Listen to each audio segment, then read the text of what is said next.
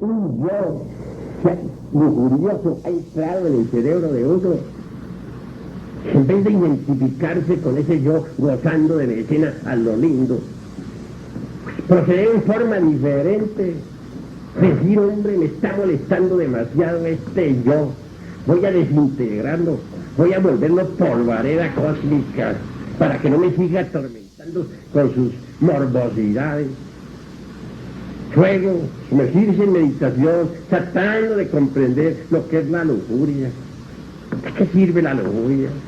Aquel cuerpo que le sirvió a uno para satisfacerse en sus horas de placer, va al panteón, que allí le brotan gusanos por los ojos, por la nariz, por la boca, por los oídos, por el sexo, por todas partes. Después, ¿y qué? Prosiguiendo, un esqueleto, no, hay un esqueleto y eso es todo. Un esqueleto con el que gozó, qué tonto fue uno. Cuando uno llega a entender eso, se hace consciente de lo necia que es la lujuria. Ya que uno lo ha entendido, entonces a suplicar a su madre propia, a esa madre divina que lleva en su interior, a esa virgen inefable, se desintegre ese yo horrible de la lujuria, ese que le estuvo atormentando la mente. Sucede que dentro del centro intelectual, aquí adentro, tenemos nosotros muchos rollos con escenas morbosas, rollos de película ahí donde están escenas de ira, rollos donde aparecen las cantinas, rollos donde aparece el dinero, la codicia, etcétera, etcétera. Los yoes usan esos rollos para proyectárselos a uno pues en la pantalla de la mente y engordarse, fortificarse, hacerse más y más poderosos. Nosotros necesitamos destruir a esos yoes, porque si nos identificamos con ellos, si les hacemos el juego, pues ellos agarran fuerza y cada día se hacen más potentes. Conforme uno vaya desintegrando esos yoes, la esencia, la conciencia que normalmente se encuentra embotellada entre ellos, se van liberando. Entonces uno va despertando en otras regiones. Durante las horas esas en que el cuerpo duerme, uno se irá viendo consciente fuera del cuerpo. Cuando ya el 100% de conciencia esté despierta, entonces uno estará iluminado. Podrá ver, podrá oír, podrá tocar, podrá palpar la verdad. Podrá entonces platicar con los seres inefables cara a cara. Podrá conocer los misterios de la vida y de la muerte. Pero ya les digo a ustedes, necesitamos autoobservarnos. Conforme nos vayamos autoobservando, el sentido de esa autoobservación psicológica se irá desarrollando y desenvolviendo. Y cuando ese sentido se desarrolle, entonces podremos ver al yo que estemos trabajando. Si estamos trabajando un yo de ira, lo veremos. Ese yo aparecerá ante nuestra vista. Y a medida que estemos trabajándolo para desintegrarlo, para pulverizarlo, iremos viendo el resultado de nuestro trabajo. Y cuando ya el yo se vuelva polvo, lo veremos cómo se vuelve polvo. Así pues, el sentido de la autoobservación psicológica está latente en todos ustedes, pero necesitan desarrollarlo. Y se desarrolla, les digo, a base de autoobservación. Uno necesita vivir en estado de alerta percepción, alerta novedad, de instante en instante, de momento en momento, para autodescubrirse. El ser humano realmente, o el humanoide, para hablar más claro, lo único que tiene adentro es un montón de yoes. Eso es todo. Cuando llega la hora de la muerte, ¿qué es lo que continúa en el más allá? Pues todos esos yoes. Tres cosas van al sepulcro: el cuerpo físico, la personalidad y el cuerpo vital. El cuerpo físico se pudre entre las sepulturas. El cuerpo vital, o lingam sharira de los indostanes, es el asiento fundamental de todos nuestros metabolismos y funciones orgánicas. Nadie podría vivir sin el cuerpo vital. Todos lo tenemos dentro. Tal vehículo, tal cuerpo se va descomponiendo poco a poco ante la fosa sepulcral. Mas también va otra cosa, la tercera, la expersonalidad. Nadie nace con una personalidad. La personalidad es hija de su tiempo, nace en su tiempo, muere en su tiempo. La personalidad se forma durante los primeros 7 años y se robustece con el tiempo y las experiencias. La personalidad es energética, sutil, no se puede ver con los ojos de la carne, pero quien desarrolle el sentido de autoobservación psicológica podrá verla. Ella entra al sepulcro, sale de allí cuando los dolientes le van a llevar flores. Con la imaginación ella modela esa, dijéramos, la parte invisible de ese sepulcro. Entonces ese sepulcro ante ella parece una casa, la casa donde vivió, o el cuarto del hospital donde murió, etc. Y allí entra y sale. Cuando los dolientes van a visitarle, se alegran. Claro, es deber de los dolientes visitarle y llevarle flores. Hay que tener un poco de piedad por las sombras de nuestros seres queridos. Ir al panteón es necesario. Que a la personalidad se le pone sobre la sepulcro, el día de los muertos, su comida que acostumbraba, etc. Esa expersonalidad realmente comerá la parte sutil de la comida, la parte etérica, dijera. Ahora comprenderán ustedes por qué esos alimentos que se llevan al panteón el día de los muertos quedan como desvitalizados. Si uno los prueba todo al otro día, nota que les falta algo. Ese algo que les falta, la parte sutil o etérica o metafísica que realmente el difunto amado se comió. De manera que la expersonalidad tiene una realidad, existe. Pero poco a poco, para bien de todos, esa expersonalidad se va disolviendo lentamente. Mas hay algo que no va a la fosa sepulcral. Me refiero a los yoes, el yo de la ira, el de la codicia, el de la envidia, etc. Todos esos yoes que son nuestros errores, nuestros defectos, todo ese enjambre de demonios que llevamos dentro.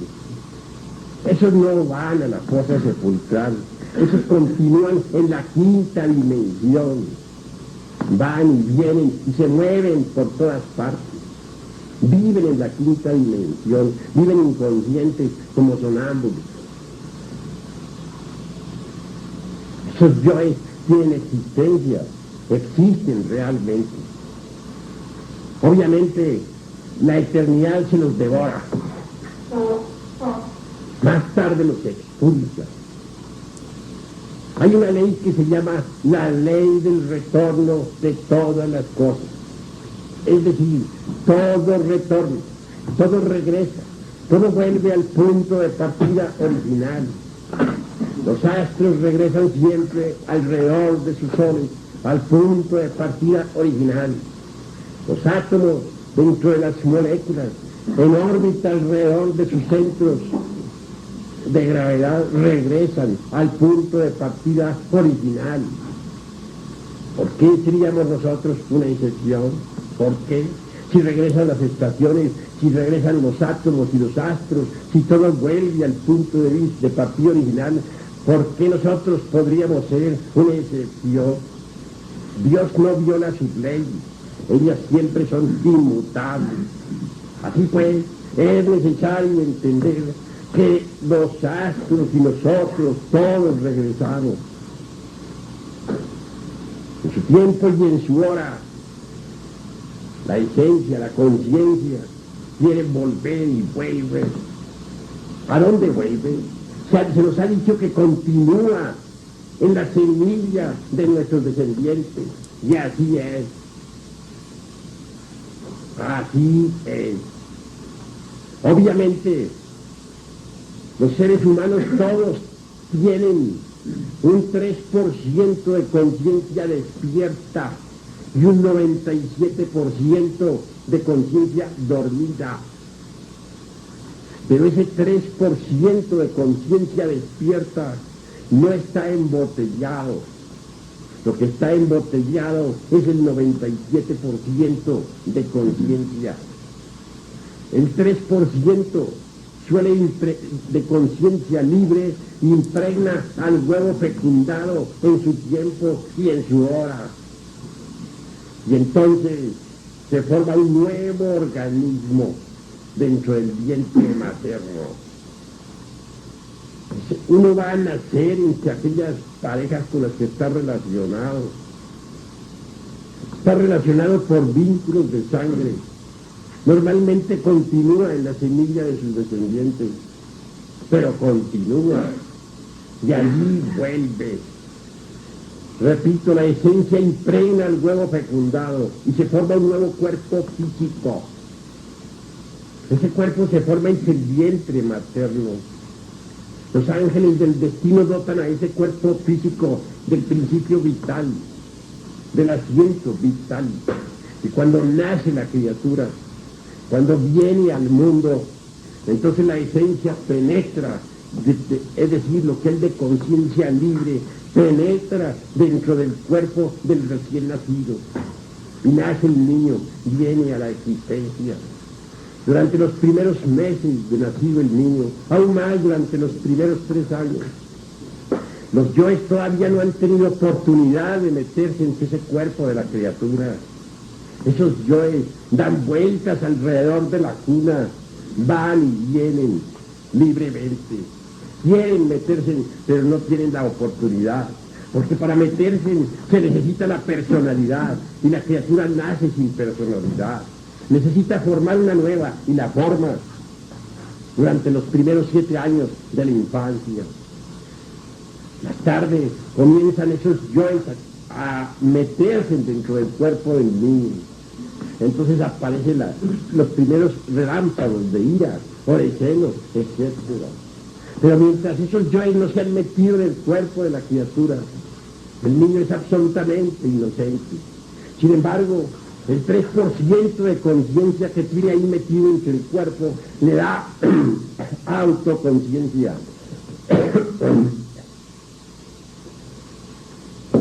Le da conciencia despierta. De manera que un niño tiene conciencia despierta. El niño recién nacido está despierto y nosotros no. El niño recién nacido nos ve a nosotros como somos. Y nosotros creemos que él no se da cuenta de nada. Pero cuán equivocados estamos. Él está despierto y nosotros dormidos. Él nos mira con piedad y nosotros creemos que los piadosos somos nosotros. Él recuerda su vida anterior y los seres humanos comunes y corrientes no la recuerdan. Él está en contacto con el mundo invisible, ve a sus amigos de la quinta dimensión que van y vienen, a veces se sonríe, a veces está triste y nosotros no entendemos. Me recuerdan en estos momentos, me recuerdo con claridad cuando yo era un niño, nací con conciencia despierta. Recuerdo exactamente el instante en que nací. De pequeño podía recordar mis vidas pasadas, recordaba mi antigua existencia, recordaba a todos mis seres queridos y lloraba. Pero mi buena madre pensaba que lloraba de hambre o de sueño. Y claro, venía a atenderme. Y fui creciendo. Y no se me olvidó mi existencia anterior, ni mis existencias anteriores, porque uno viene a este mundo realmente muchas veces. Yo recuerdo con exactitud el momento en que desencarné en mi pasada existencia. Recuerdo cuando el galeno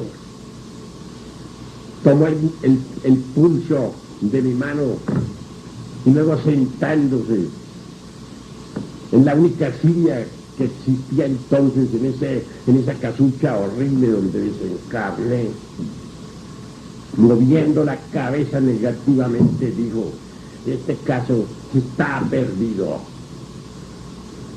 Cuando él se retiró, un frío tremendo invadió mi cuerpo. La buena mujer que me acompañaba solamente oró suplicando a San Pedro, a San Pablo, a los santos inefables. Mas todo fue inútil. Luego sentí unas manos que me agarraban por la cintura. Tales manos me sacaron fuera del cuerpo. Era el ángel de la muerte, porque de ellos hay legión. Con su voz cortó el hilo de la vida. Y lo sutil que Martín Lozán Rampa llama el cordón plateado. Algunos llantos más llegaron a mis oídos espirituales. Ya había desencarnado.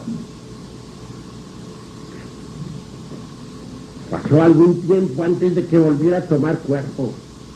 Un día, uno de los ángeles de la ley, uno de los señores del karma acercándose me dijo: maestro Samael Aumbeor, ya todo está listo, sígame. Y yo le seguí. Y él penetró a lo largo de un viejo pasadizo empedrado.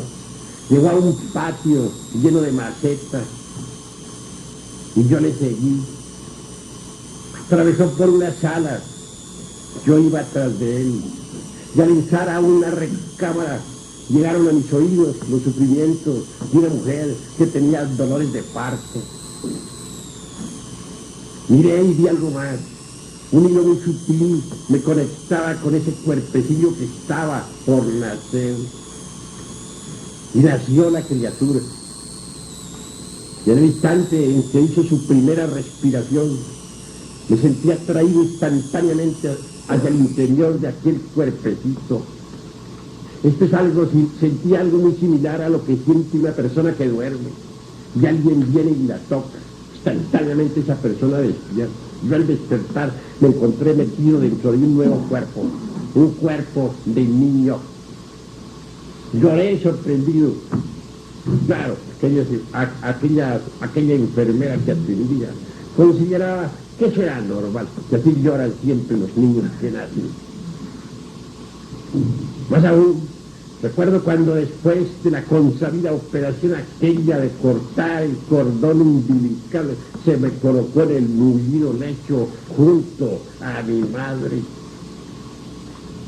Un gigante enorme, porque así lo veía, pues mi cuerpo era pequeño. Se acercaba, me miraba y sonreía. Aquel gigante era mi padre.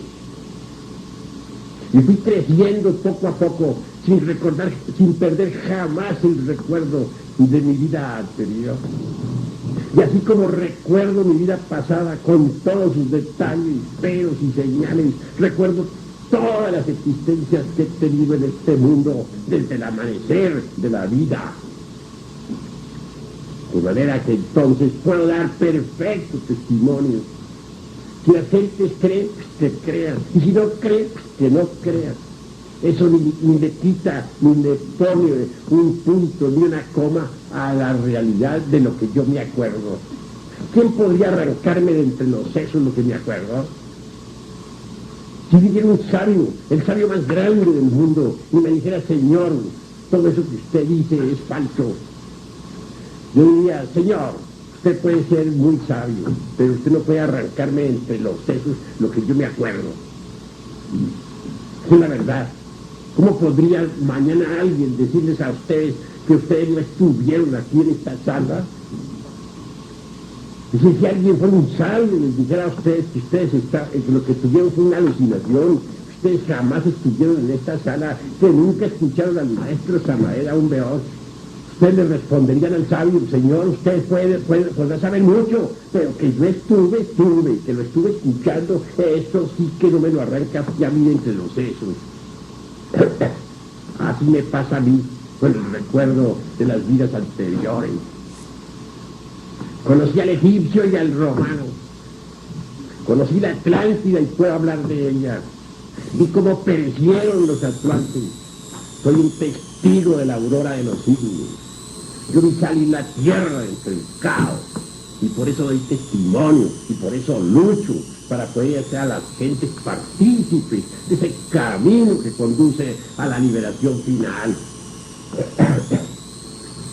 Desgraciadamente las gentes, repito, tienen la conciencia dormida, y por eso aquellos que se burlan de mí, a mí no me queda más remedio que hacer lo que dijo el Cristo: Padre mío, perdónalos, porque no saben lo que hacen.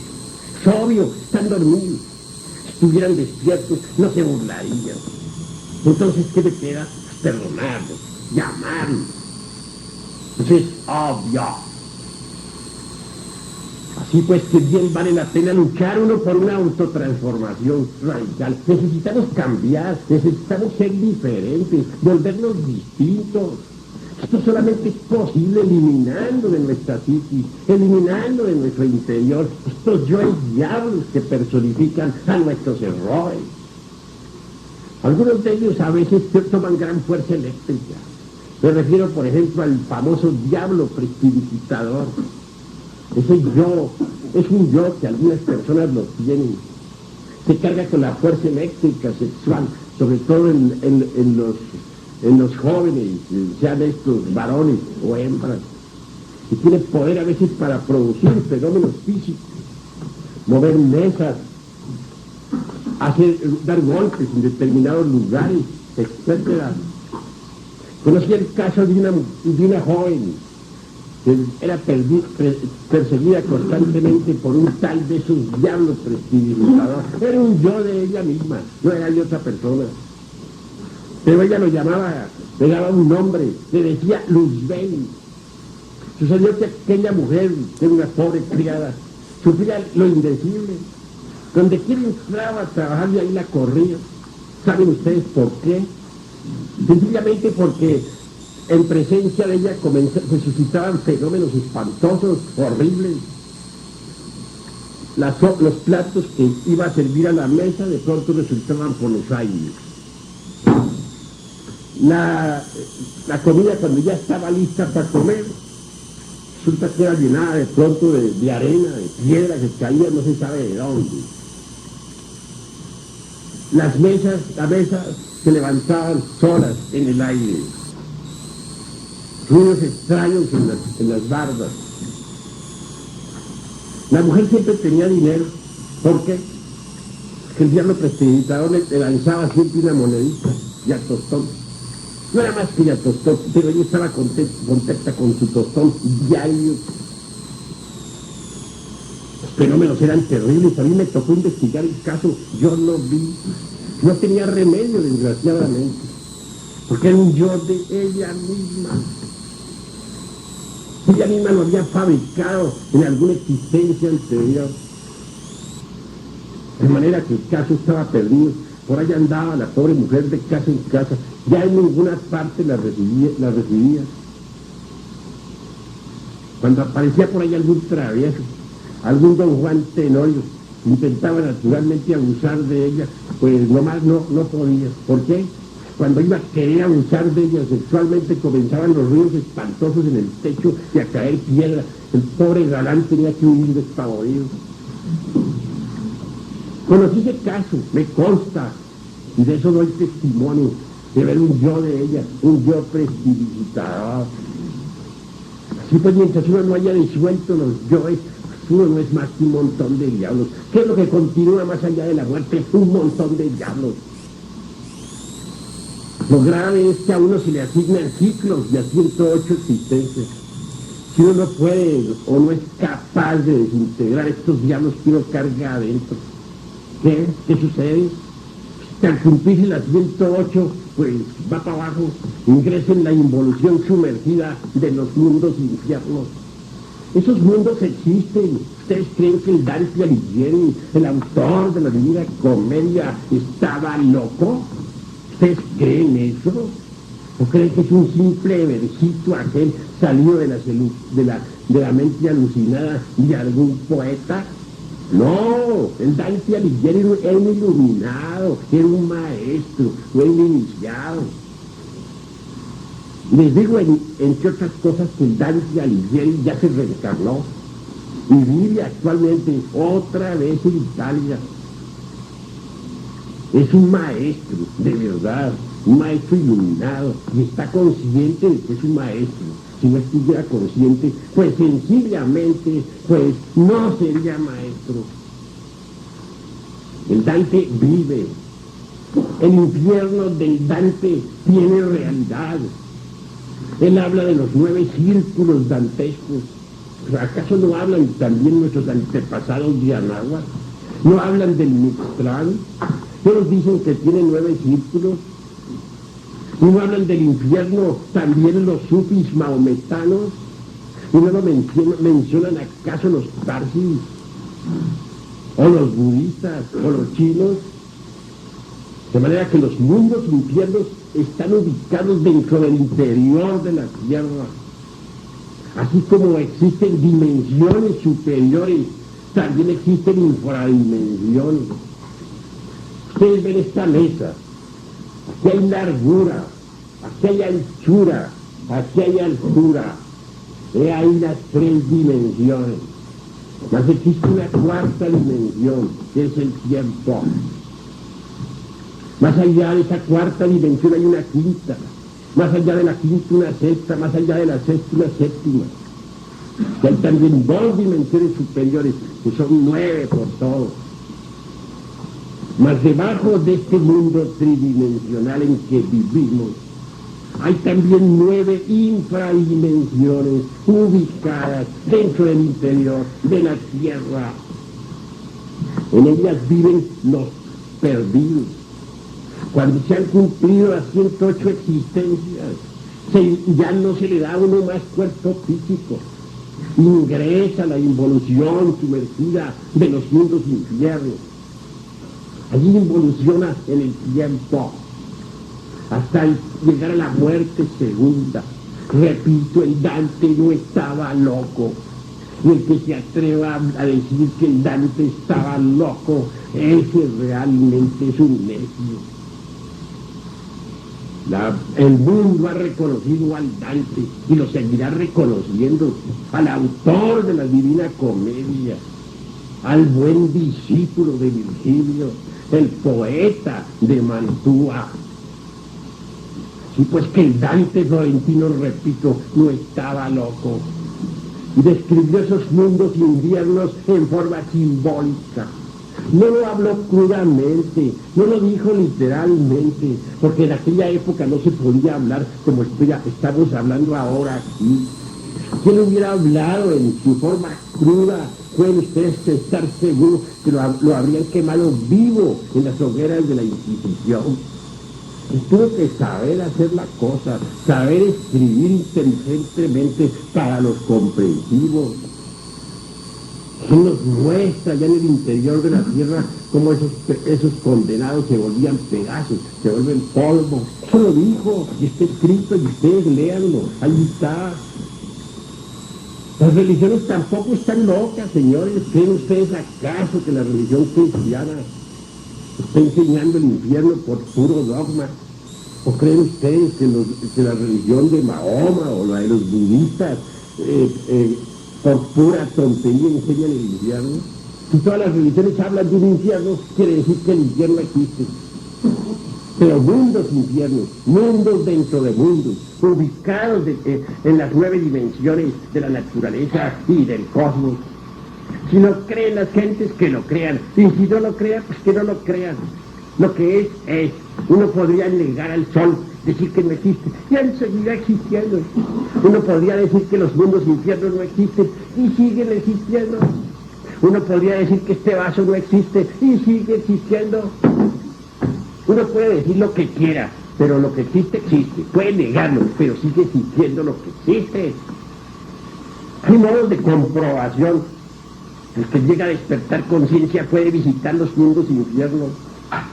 Ahora si uno aprende a salir del cuerpo físico a voluntad, como les enseñé anoche y anteanoche, también puede darse el lujo de visitar esos mundos para poder evidenciarlos, para poder verificarlos, para poder tocarlos y verlos.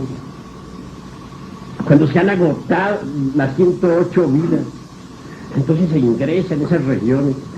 Ahí se pasa por un proceso de muerte hasta la desintegración. Esa es la muerte segunda de que hablara nuestro Señor Jesús, el Cristo, en los santos evangelios, y de la cual hablara también el vidente de Pablo.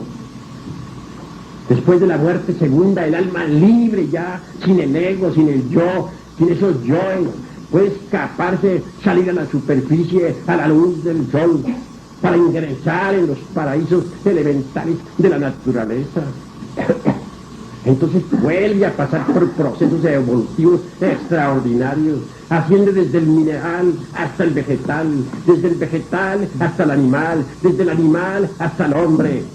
Y al llegar al estado humano se le asignan 108 vidas para que se autorrealice, para que se divinice, para que llegue a la maestría, para que llegue al estado angélico.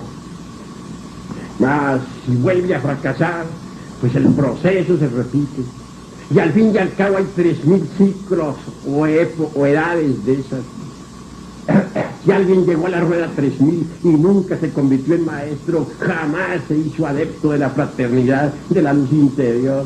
Al fin se sumerge su alma, su esencia pura, sin ego, sin nada de eso, entre el océano de la gran realidad. Es una centella de Dios que tiene derecho a gozar de la felicidad. No será un maestro, pero sí una centella de la divinidad. Así pues quiero que ustedes sepan, podemos nosotros evitarnos el descenso al Mictlán, al Averno, y eso es posible destruyendo ahora mismo todos estos yoes que llevamos en nuestro interior. Hay necesidad de cambiar radicalmente. Un hombre es lo que es su vida. Si un hombre no cambia su vida, si no la transforma, si no trabaja para modificarla, está perdiendo el tiempo miserablemente. La muerte es el regreso al principio, al punto de partida original. Cuando uno muere, se lleva al otro lado su propia vida. Y cuando vuelve la trae y la vuelve a proyectar otra vez sobre el tapete de la existencia. Así pues que es necesario saber que todos nosotros realmente no hacemos otra cosa al retornar que repetir los mismos hechos del pasado. Unido pues a la ley del retorno está la ley de recurrencia, en que todo vuelve a ocurrir tal como sucedió. Esto tiene una explicación, voy a decirles. Supongamos que en una cantina tuvimos una bronca, supongamos eso. Es claro que el yo de la bronca pues queda vivo ahí adentro. Cuando llega la hora de la muerte, que si todos los yoes entran en la quinta dimensión, y el de la bronca también. Cuando uno retorna, cuando vuelve a este mundo, ahí está el yo de la bronca. Y ¿qué aguarda? Y cuando uno nace, ¿qué se hace ese yo? Pues entra en el cuerpo después de cierto tiempo. Pero a la edad en que sucedió la bronca en la pasada existencia, a esa edad vuelve la bronca. ¿Por qué? Porque si el acontecimiento sucedió cuando se tenían 30 años, el yo de la bronca de todas maneras ahí está vivo y aguarda que llegue la edad en que se sucedió el acontecimiento, la vida pasada. Es decir, aguarda tener 30 años para volver a salir a formar la bronca. Y cuando cumple los 30, va a buscar la cantina y a buscar al tipo con el que peleó. Y telepáticamente se pone en contacto con el yo del tipo con el que peleó en la pasada existencia. Y vuelve a encontrarse con el tipo otra vez en otra cantina similar. Y la bronca se repite. Supongamos que un individuo a la edad de 30 años tuvo una aventura amorosa con determinadas damas. El yo de la aventura está vivo. A la hora de la muerte, el yo de la aventura entra en el mundo invisible. A la hora en que vuelve a nacer, también el yo de la aventura vuelve a la existencia. Y aguarda ahí, en el fondo, aguarda que llegue la edad de 30 años, que le llegue su tiempo, y cuando le llega su tiempo, telepáticamente va a buscar a la mujer de la aventura, y el yo de la mujer de la aventura hace lo mismo y al fin se encuentran, se repite el proceso. Esa es la mecánica de la ley de recurrencia. Todo vuelve a ocurrir tal como sucedió, más sus consecuencias, buenas y malas. La ley de la recurrencia existe.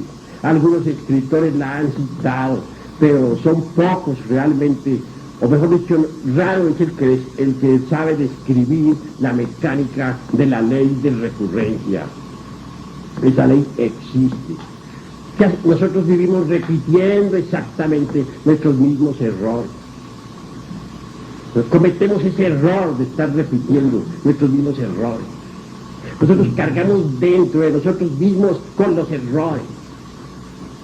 La vida está hecha de comedias, dramas y tragedias. Para cada comedia, para cada drama, para cada tragedia se necesitan actores. Uno es el actor de los celos, otro es el de la codicia, otro el de la envidia, otro el del orgullo, etc. Pero si mueren los actores, ¿dónde quedan las comedias, los dramas y las tragedias? Si logramos desintegrar a esos actores que son los yoes, ¿en qué quedan todas esas comedias, dramas y tragedias? Cuando eso sucede, la repetición se hace imposible. Entonces nos libertamos de la ley de recurrencia, nos hacemos libres y soberanos, nos liberamos, nos convertimos en seres inefables. Sí, pues necesitamos trabajar sobre nuestra propia vida, transformarla. Es urgente que nosotros hagamos de nuestra vida una obra maestra. La autoobservación psicológica directa nos permite a nosotros autoconocernos, autodescubrirnos. Aquí no se trata de seguir esta o aquella teoría, o de defender tal o cual escuela.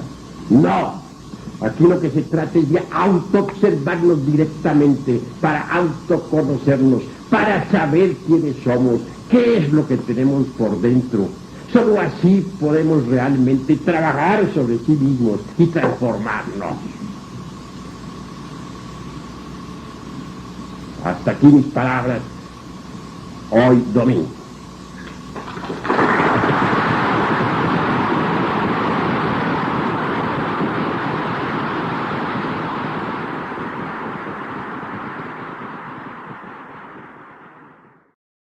Terminar exactamente cuando se inicie la era del Capricornio.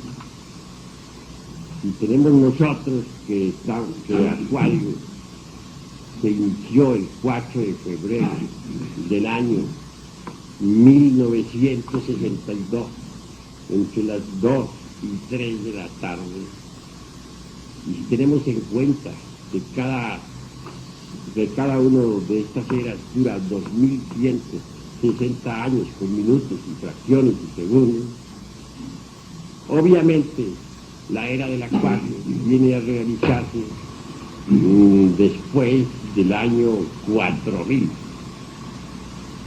en el año 4000 y pico, es decir, entre el 4000 y 4500, considerando fracciones de minutos y segundos y días.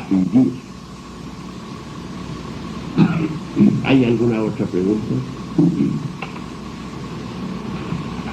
¿Qué número de vida tiene usted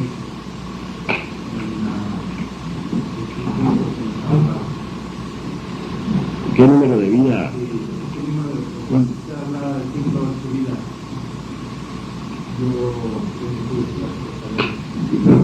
¿qué número de vida lleva? Bueno, en cuanto a mí, en lo personal, mi vida personal, considero que no tiene realmente ningún valor, que de nada serviría saber en qué número de vida voy yo. Lo interesante sería saber en qué número de vida va cada uno de nosotros. Y esto solamente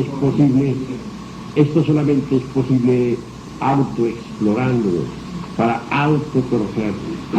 Porque nada ganaría tú, hermano, con saber en qué número de vida voy yo. Lo importante sería que tú trabajaras sobre ti mismo, que supieras en qué número de vida vas tú. Eso sí sería interesante. Por estos tiempos, no, despertando conciencia, lo logro. Por estos tiempos, en nombre de la verdad, te sé decir, con el corazón en la mano, que ciertamente todos los seres humanos están llegando al final de su ciclo de existencia. Algunas personas se encuentran en la 108, otros en la 107, otros en la 106, etcétera, etcétera, etcétera. Cada cual está llegando en estos momentos al final de su ciclo de existencia. Ahora comprenderán ustedes por qué los tiempos del fin ya han llegado. Y esto que estoy diciendo es general para todos.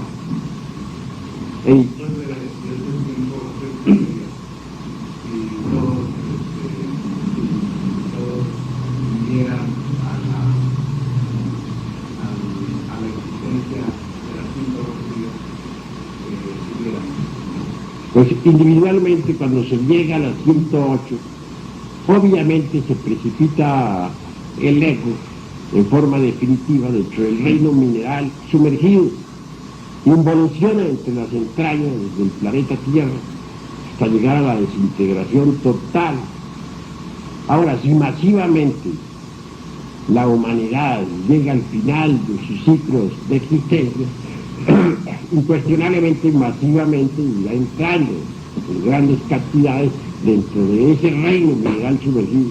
Y he de decir en nombre de la verdad, y no está de más aclararles a ustedes, que en estos momentos hay muchas gentes que ya cumplieron sus 108 años de existencia, de vida, digo, que ya llegaron a las 108 vidas. Esas gentes viven en los mundos infiernos aunque tengan cuerpo físico. De hecho, están ubicadas en esos mundos infiernos. Y al abandonar el cuerpo denso, en la hora de la muerte del cuerpo denso, pues, se encontrarán con que son habitantes ya de esos mundos infiernos, que viven en esas infradimensiones de la naturaleza y del cosmos. Mucho se ha hablado, por ejemplo, sobre lo que hay más allá. Ciertamente, cada persona tiene un rasgo característico psicológico definido. A la hora de la muerte, o digo, en vida, de acuerdo con el rasgo psicológico que tenemos, nos hallamos ubicados en tal o cual país psicológico interior. De manera que bien vale la pena saber dónde estamos ubicados. Nosotros sabemos en este momento que estamos ubicados aquí, en esta casa muy seria de la cultura, que estamos entre gente culta. Eso lo sabemos, pero lo que falta saber es dónde nos hallamos ubicados psicológicamente. Es obvio que cada uno de nosotros, está ubicado, vive en algún lugar psicológico de sí mismo. El iracundo vivirá en el país de la ira, el codicioso morará en el país de la codicia, los lujuriosos en el país de la lujuria. Esas son zonas o regiones o moradas que existen en las dimensiones superiores de la naturaleza y del cosmos. Ahora comprenderán por qué Jesús, el Cristo, dijo: en la casa de mi Padre hay muchas moradas. También les digo a ustedes en nombre de la verdad, que en los mundos infiernos hay muchas moradas dentro de los 9 círculos dantescos. Incuestionablemente, cada cual girará hacia su morada que le corresponde. En Dante Alighieri, en su Divina Comedia, nos cuenta el caso de un monje vengador. Este había peleado con todos sus parientes y resolvió planear una venganza. Los invitó con el pretexto de reconciliarse, los invitó a una comida y en pleno banquete los envenenó a todos. A la hora de los postres, todos comieron veneno, porque en los postres fue puesto el veneno.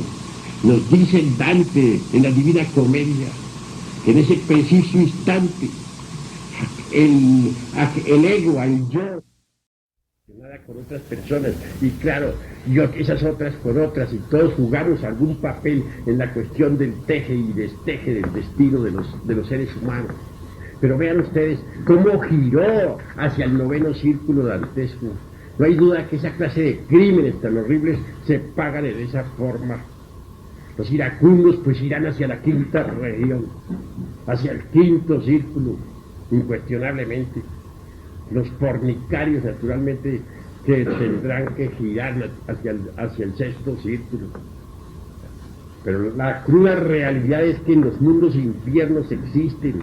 Allí las cosas físicas existen. Yo estoy práctico en eso, he investigado eso, lo he explorado. O sea, he visto allí, por ejemplo, que si uno toma un vaso así es mucho más denso, más pesado que acá. Allí la materia es más grosera. Una mesa aquí, pues es así muy fina con relación a una mesa allá en los mundos infiernos. En los mundos infiernos existen todas las cosas de aquí, pero en forma mucho más grotesca. Son las infradimensiones de la naturaleza y del cosmos. Hace poco desencarnó un joven muy amigo de nosotros. Ese joven, pues no era propiamente malo. Le gustaba mucho la bronca, eso sí. Siempre vivía peleando. Pero desgraciadamente, un día cualquiera, tuvo un accidente, viajaba en un Volkswagen por la carretera de Toluca y parece que quiso evitar pegarle a un animal, a un perro, según dicen algunos. Lo cierto fue que se volcó, se mató. Aquel buen joven desencarnó y como ya se le habían cumplido sus 108 vidas, ingresó al quinto círculo dantesco. Allí vive en incesante pelea. Era peleador, pues que iba hacia el mundo de la pelea, hacia su mundo. Ese es su centro de gravedad. Y allí vive peleando. Claro, tendrá que involucionar en el tiempo hasta llegar a la muerte segunda, a la desintegración. Si no es capaz de desintegrar el ego, pues la naturaleza viene en su ayuda. Y el ingreso en los mundos infiernos, aunque parezca criminal, no lo es. En el fondo tiene un solo objetivo: poder libertar la esencia, poder libertar la conciencia, poder libertar el alma, para que ella salga libre y pueda ingresar a los paraísos elementales de la naturaleza. No hay crimen, por grave que sea, que no tenga su castigo definido. Mas uno no podría pagar más de lo que debe. Uno paga lo que debe, pero jamás más de lo que debe. Y es esto. ¿Qué pasaría a una persona que va a cumplir su ciclo de 108 vidas, pero que se decidió por el camino perfecto de la perfección? ¿También le sucede lo mismo o sigue viviendo? Bueno, si la persona va a cumplir sus 108, y pongamos algo peor, supongamos que sí cumplió las 108, pero que escuchó las enseñanzas y que se resolvió a destruir el ego. Obviamente, al iniciarse la destrucción del ego, pues esa persona queda liberada entonces de esa ley. ¿Quién es el que va a los mundos infiernos? ¿No es acaso el ego? Pero si destruimos al ego, si acabamos con todos esos yoes, ¿quién va a ir a los mundos infiernos? El que tenía que ir, se acabó. Entonces, ¿a quién se manda? Sí, pues que lo importante es destruir el ego, y debemos hacerlo aquí y ahora. Hay formas de virtud que realmente hay que entender. Muchas gentes, por ejemplo, desean ser castas. Dicen, la abstinencia es lo mejor. Pero por dentro están ardiendo con las llamas de la lujuria. Es decir, están imitando la castidad, pero no son castas. Una cosa es imitar una virtud y otra cosa es tener una virtud. Hay personas que dicen voy a acabar con la ira, voy a ser sereno. Pero una cosa es tener realmente la virtud de la serenidad y otra cosa es imitar la virtud de la serenidad. Una persona puede decir voy a dejar de ser cruel y sin embargo continuar siendo cruel, porque una cosa realmente es acabar con el yo ese de la crueldad y otra es realmente poseer la virtud de la piedad. Es decir, cuando uno acaba con un defecto, nace una virtud, pero hay que acabar con el defecto. Si yo digo no voy a tener ira, ahora me aguanto, digan lo que me digan, yo no voy a pelear con nadie. Pues está aguantando, está controlando la ira, aunque por dentro esté que se le retuerzan las tripas, pero en verdad no ha adquirido todavía la virtud de la serenidad. El yo de la ira lo tiene vivo, y el día menos pensado, ese yo salta y explota, rasga sus vestiduras y truena y relampaguea. De manera que yo les aconsejo a ustedes, no imiten virtudes. Lo que deben hacer es matar los defectos, acabar con los yoes, porque si no desintegra los yoes, nacen en su reemplazo las gemas preciosas de las virtudes. ¿Hay alguna otra pregunta? Puede hablar aquí el joven. Yo tengo una multitud de preguntas, pero más quizás primero, sobre todo, perdón, hoy, si han hecho alguna declaración, la hacen evidentemente con dudas, de acuerdo con mi conocimiento de la historia. Pero lo que más me interesa, lo voy a hacer dos preguntas a esto. Lo que más me interesa es conocer, consciente desde luego de que en el plano cósmico, pues no hay fronteras. ¿Por qué se le da tanta importancia a una pared dentro de la sociedad del cosmos? ¿Por qué se significa tanto en un aspecto del cristianismo o en un aspecto del cristianismo?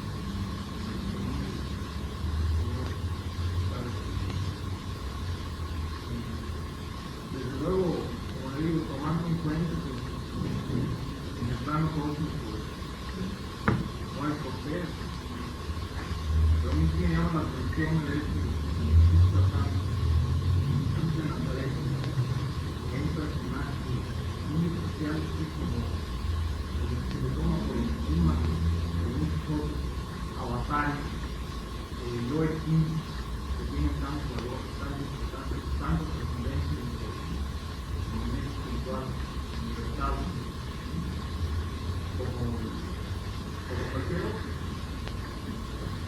Y es, por un lado, una pregunta. Por otro lado, Contesto ella, después puedes plantear la otra. Pero ahora voy a contestar por orden. Primero esta. Creo que debemos ser ordenados, ¿verdad? Bueno, puedes sentarte, hermano. En todo caso, voy a decirles a ustedes lo siguiente. Tenemos nosotros que comprender que Cristo está en sí mismo más allá de la personalidad, más allá del yo, más allá de la individualidad.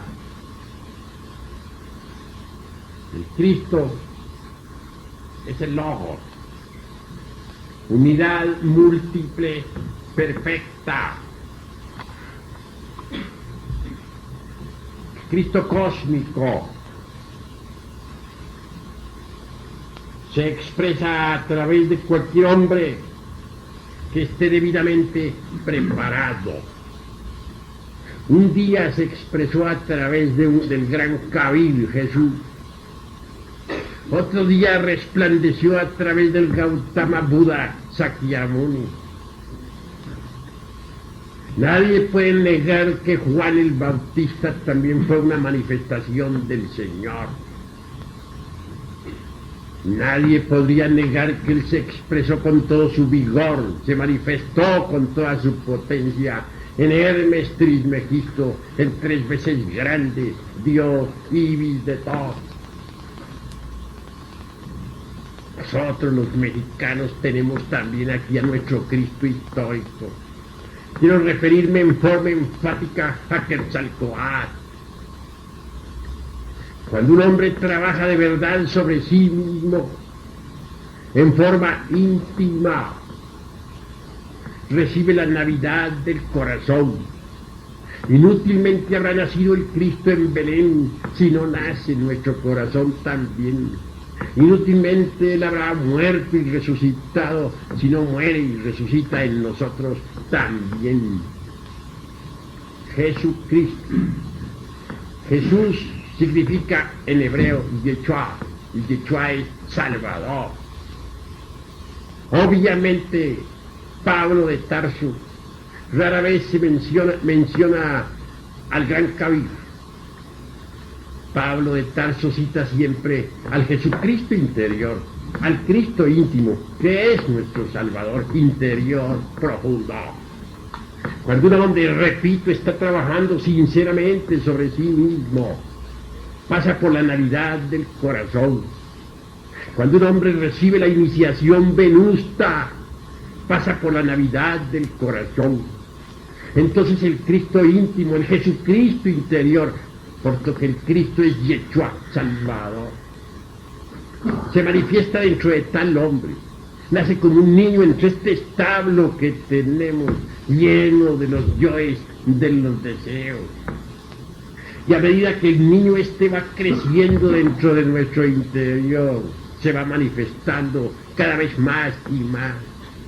El Señor dentro de nuestro interior se hace cargo de nuestros propios pensamientos, se hace cargo de nuestros propios sentimientos, de nuestros procesos sexuales y volitivos. El Señor, el Salvador, luchando dentro de nosotros mismos, se convierte pues en un hombre entre los hombres.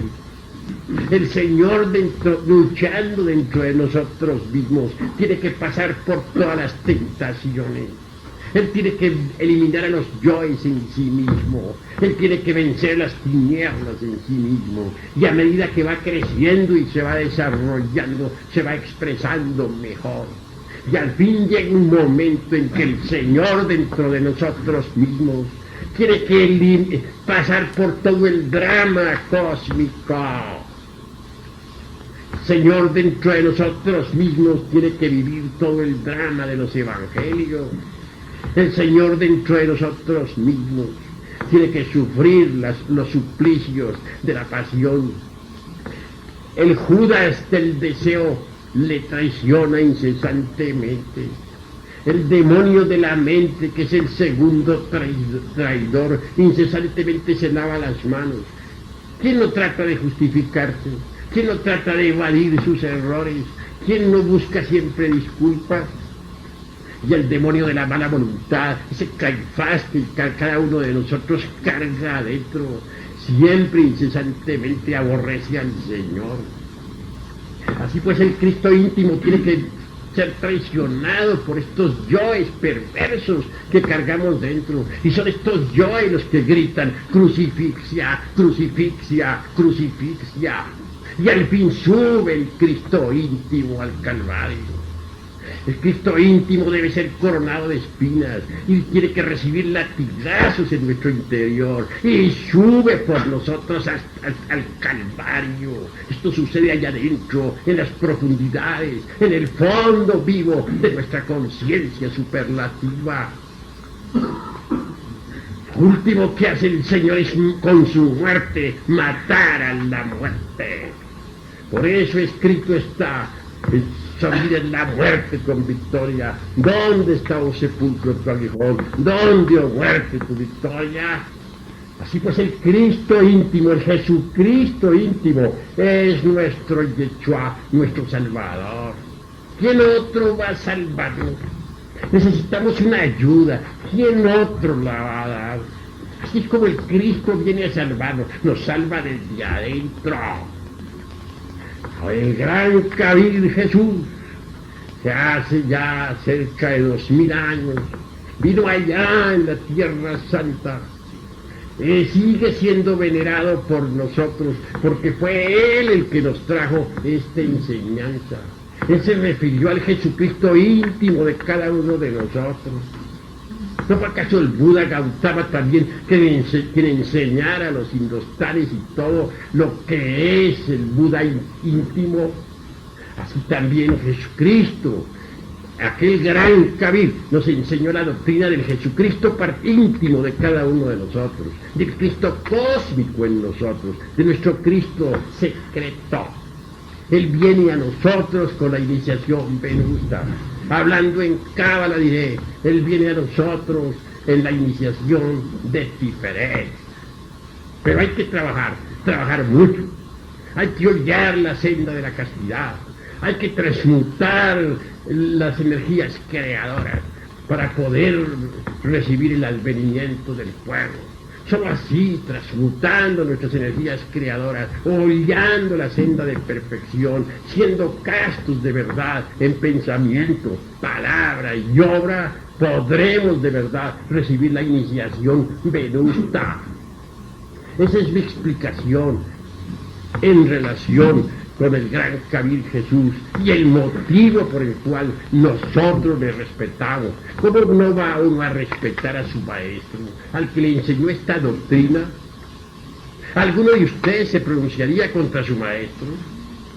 ¿O sería tan ingrato que lo echaría al olvido?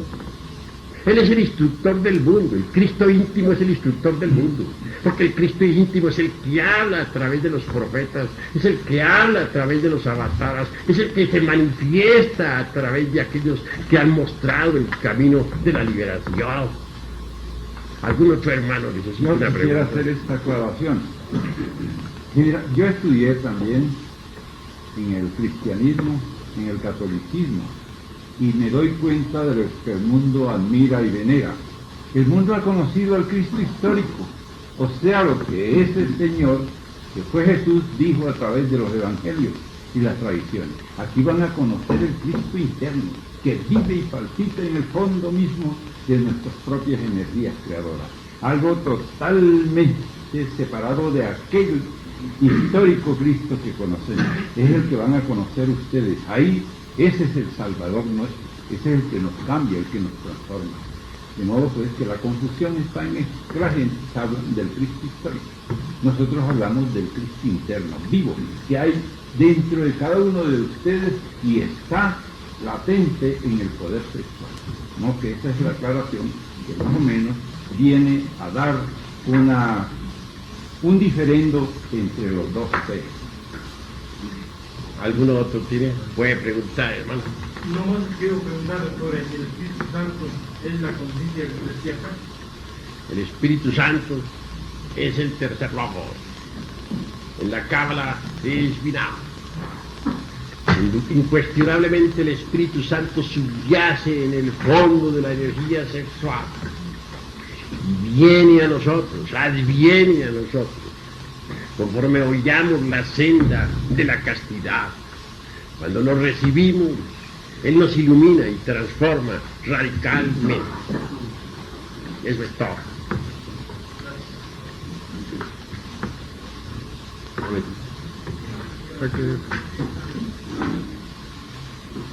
La doctrina, la ciencia tienen un complemento entre sí. Lo único que cambia es el nombre. Por ejemplo, la serie de chakras se conoce como Kundalini y otra serie de textos. Pero en sí todas las ciencias ocultas tienen una base fuerte, sólida. Además de eso, existen unas determinadas reglas que son las que gobiernan todo el universo.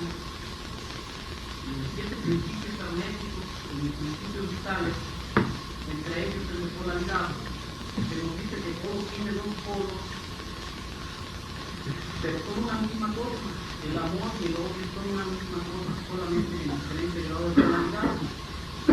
¿Cómo saber cuál es el camino exacto, el bien o el mal? En función de que son una misma cosa, solo que con diferente grado de polaridad. También es muy conveniente ver en esto que si nosotros estamos en un extremo, podríamos decir del bien o del mal, vamos a realizar el complemento contrario como negativo. Tanto que lo negativo de lo contrario se define que es el mal, lo contrario de lo positivo es lo negativo. ¿Cómo conocer cuál es el camino verdadero, el del bien o el del mal? Sin ver las trascendencias, porque también es cierto que Jesucristo fue un maestro en un sentido, el Marqués de Sade también fue otro maestro en otro sentido, y los dos buscan su propia percepción, están en un camino perceptible, y sin embargo, ¿cuál de los dos es el camino del bien o del mal? Con el mayor gusto responderé a esa pregunta. Obviamente Jesús el Cristo nos mostró el camino de la liberación.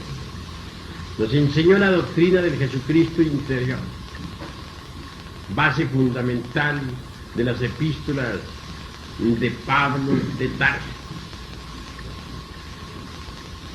No negamos que la cita del Marqués de Sade, la antítesis del Cristo.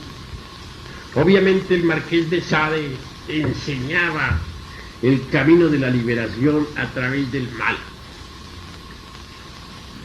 Quería el Marqués de Sade enseñar la perversidad y la practicó. Creía el Marqués de Sade que así, por medio del mal, llegaría uno a agotar el deseo. Es decir, el agotamiento del deseo mediante la satisfacción del vicio. Desde otro ángulo diríamos nosotros, para documentar al Marqués de Sade, es claro que el perverso se sumerge en los mundos infiernos, que al fin pasa por la muerte segunda. La esencia vuelve a salir libre, sin ego. Pero esa esencia libre no es una esencia maestra, porque no ha alcanzado la maestría. Se ha convertido en un elemental de la naturaleza, pero no se ha hecho un maestro. De manera que la doctrina del Marqués de Sade no nos conduce al adeptado, nos conduce al fracaso. Mas coloquémonos en el plano del Jesucristo íntimo y del gran Cabid Jesús. Incuestionablemente dentro de nosotros existen yoes del mal. Pero esto no quiere decir que dentro de nosotros también no existan los yoes del bien. Hay yoes que saben pintar hermosos cuadros. Hay yoes que tienen magníficas costumbres. Hay yoes que saben hacer caridad. Hay yoes que saben curar, etcétera. Entonces, ¿qué? Nosotros necesitamos disolver los yoes del mal, pero también necesitamos disolver los yoes del bien. Porque los yoes buenos hacen el bien, pero no saben cuándo se debe hacer el bien. Muchas veces hacen el bien cuando no se debe hacer. Y el bien hay que saberlo hacer. Recordemos nosotros que el fuego dentro de la cocina es útil, es bueno. Pero el fuego fuera de la cocina, en la sala, quemando las cortinas, es malo. Recordemos que el agua en el lavamanos es buena, pero el agua invadiendo la estancia es mala. De manera que bien es todo lo que está en su lugar, mal es todo lo que está fuera del lugar. Nosotros necesitamos al fin y al cabo eliminar los yoes del bien y del mal, para libertarnos tanto del bien y del mal, pasar más allá del bien y del mal. Necesitamos nosotros empuñar la espada de la justicia cósmica y convertirnos en seres terriblemente divinos, más allá del bien y del mal. En cierta ocasión, un amigo que tiene una fábrica de pantalones me dijo: bueno, y si yo disuelvo entonces el yo que sabe hacer pantalones, que es un yo útil, entonces se va a acabar la fábrica. ¿Quién hace pantalones? Le respondí: no, ¿usted está creyendo acaso que el ser es inútil? El ser tiene muchas partes, y si ese yo que hace pantalones es eliminado, que en su reemplazo queda una de las partes autónomas e independientes del ser, que lo sabe hacer y más perfecto. Así pues que cuando uno disuelve los yoes, no queda indefenso e inútil. porque el ser con sus diversas partes no es inútil, él es perfecto. Ahora bien, necesitamos independizarnos del bien y del mal. Necesitamos eliminar los yoes buenos y los yoes malos, hacernos autoconscientes, despertar. Eso es obvio. Desgraciadamente, las gentes oscilan siempre entre el par de opuestos de la filosofía. Recordemos que la vida está gobernada por la ley del péndulo. En un extremo del péndulo puede estar el bien, en otro extremo del péndulo está el mal. Se trata de meternos dentro de ese movimiento pendular. Debemos colocarnos en el centro, y el centro es el ser. El ser nos dice cuándo se debe hacer el bien y cuándo no se debe hacer. Dale una limosna, por ejemplo, a un marihuano para que compre marihuana es absurdo. O darle limosna, por ejemplo, a un borracho para que siga la borrachera, pues es cosa estúpida. Así pues, no debemos nosotros vivir dentro de la oscilación del péndulo. Debemos colocarnos en el centro, donde está la vara de justicia, la vara de la rectitud, que es el ser. Necesitamos, pues, comprender que la ley del péndulo que nos lleva de aquí para allá y de allá para acá nos causa dolor. A ninguna parte nos conduce. Incuestionablemente, si uno se coloca en el centro, se independiza tanto del bien como del mal. En un extremo del péndulo pueden encontrar ustedes todas las escuelas de tipo, dijéramos, espiritual, pseudoesotéricos o pseudocultistas o como quieran ustedes llamarlo. En el otro extremo del péndulo están los ateos, los enemigos del eterno, los materialistas. Pero la verdad, ¿dónde está? La verdad no se encuentra en ninguno de los extremos del péndulo. A nosotros no debe interesarnos lo que las gentes digan o dejen de decir, lo que escriban o dejen de escribir. A nosotros lo único que debe interesarnos realmente es el ser. Tenemos que sumergirnos dentro del ser, dentro de la fuerza neutra que está en el fondo de cada uno de nosotros. Esa fuerza neutra es la fuerza del Espíritu Santo. Necesitamos sumergirnos en el ser nos instruirá, el ser nos enseñará. Nosotros necesitamos desintegrar los yoes para establecer correctas relaciones con el ser, porque solo el ser puede darnos la verdadera sapiencia que necesitamos y que está más allá del bien y del mal. Esta es mi respuesta. ¿Algún otro tiene algo que decir?